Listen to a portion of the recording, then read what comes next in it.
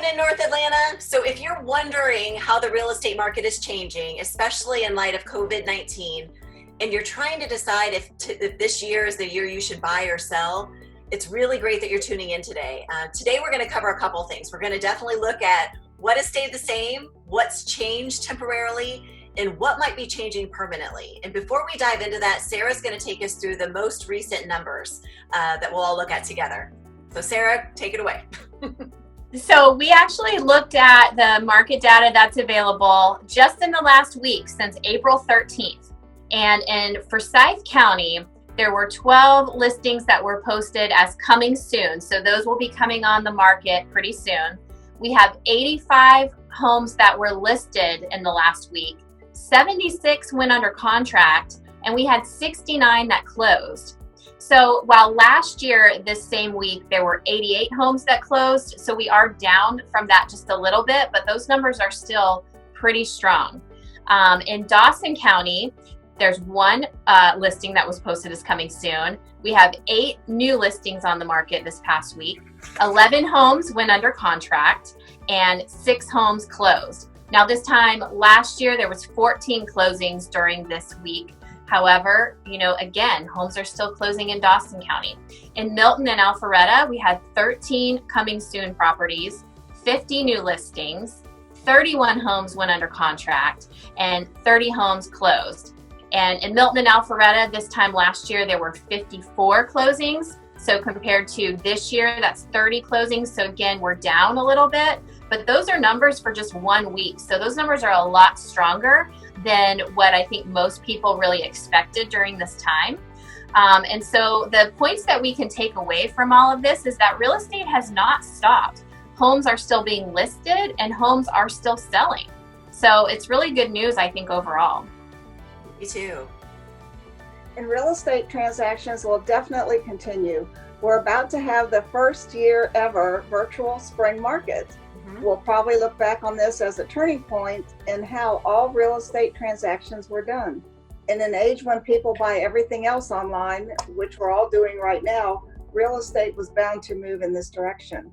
Some people have paused their real estate goals, but others are looking to take advantage of this opportunity. I think you're right, Mom. And I think from a buyer perspective, a couple things that are interesting too is, or at least I know I was surprised, is to learn that the buying market, as Sarah said, has remained pretty strong throughout all of this. Physical showings, which obviously has completely changed, as we all know, those have been down. There's still homes being shown, but virtual showings have skyrocketed. So that's sort of things like our Matterport 3D tours, all of our video listings that we're able to do, virtual open houses, those have remained really strong because people that are quarantined, they're doing a lot of that home searching online now before they're going to enter a home, more than we've ever seen. Also, as Sarah said, we saw over 100 new pending sales just in the last week, which is crazy. I mean, I was really surprised to see those numbers. Yeah. And homeowners that are looking to sell, this is where we've seen probably the most drastic change. For most of our clients who were already pretty much ready to list and had planned on listing this spring, most of them decided to go ahead and go forward and list their homes. But the people who were in a little bit earlier stages, who were thinking about listing but hadn't done that yet, a lot of them decided to put on the pause button and kind of wait this out and see how that happened. And that's understandable, but we do want to caution people from putting that pause on listing your home, and Meriellen's going to tell you why.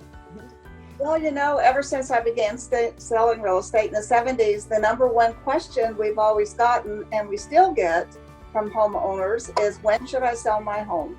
Our answer is the same today as it always has been. You should sell when there's less inventory on the market, and it's just simple supply and demand economics. And I think what we're seeing is obviously this pandemic is going to cause a massive shortage in the inventory, but it is still a spring market for buyers, and homeowners looking to sell are just not participating maybe at the same level. So with demand so strong, homeowners who hit that pause button are actually missing out on one of the strongest markets we could potentially see. So we are reasonably confident. In fact, I'd say we're very optimistic that once we're through the worst of all of this, most of the homeowners who are on pause are going to all unpause at the same time, and that's going to create a pretty large flood of inventory and really put some downward pressure on prices due to that competition. Yeah. And more important than business is just living our team's core value, which is be generous. So from buying groceries for people to purchasing gift cards for local businesses that are recommended by our followers, we're on a mission to help as many people as possible in as many ways as possible. We're going to get through this crisis, but only if we do it together. Right. That's right. So everybody stay at home, stay safe, stay 6 feet away, but also let's stay together and stay optimistic. Thanks so much, everybody. Have a great week.